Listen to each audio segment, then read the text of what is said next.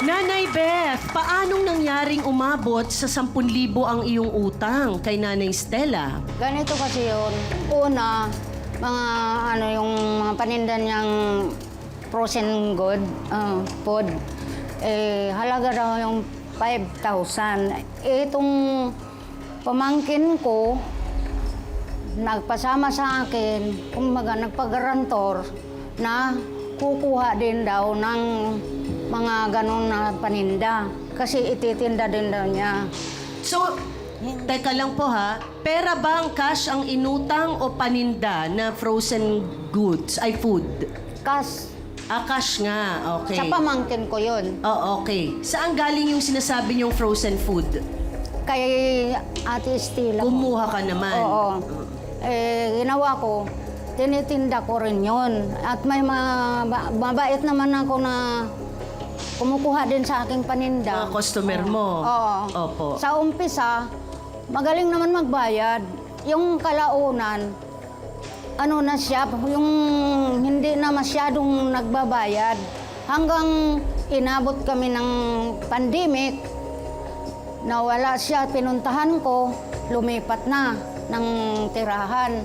Anong masasabi niyo doon, Nanay Stella? Kasi, ay Stella, Gusto ko mabayaran niya. Kasi ako'y naghahanap buhay din. Kahit ako'y ganito, naghahanap buhay ako, namimili ako ng mga longganisa at tosino. I-deliver ko yan doon sa mga kapitbahay ko. Kung minsan, yung mga apo ko, binibigyan ko yan, 50. O sige, dalhin nyo yan. O wala kayong baon. Sabi ko gano'n. Kaya iyon. so, ikaw ba, Nanay Beth, ay may iba pang pinagkakakitaan? Sa ngayon, Oo.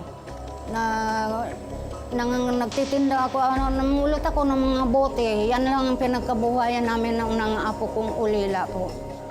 Ngayon, Nanay Beth, bakit kayo nangutang na hirap naman kayo magbayad? Hindi, malakas pa yun sa permero. Siguro, Ganun talaga. baka nakaligtaan niya maglista na para minsan kasi mayroon 150, 100. So sinasabi mo nakakalimutan ni Nanay Stella na nagbayad ka ng Ang lista 500? niya puro 100. Ay, hindi. Wala kang bayad. Ito nga, nakalista, oh. Magkano ba yan? Hindi, meron namang Sino mo 150. yan? Meron naman. Wala kang ano. Wala May naman. 300 May naman, 300 Nay. dito Oo. na sa banda rito. May bandang uli. 300, 200. Tama yung sinasabi nyo na yan. May 300, may 1, may 200. O, sa ngayon na nga. Oo nga. Kaya nga, gusto ko talaga. Hindi naman Balik. lahat puro. Puro 100? Oo. Ito Okay. nga, ito nga. Ayan nga. May listahan.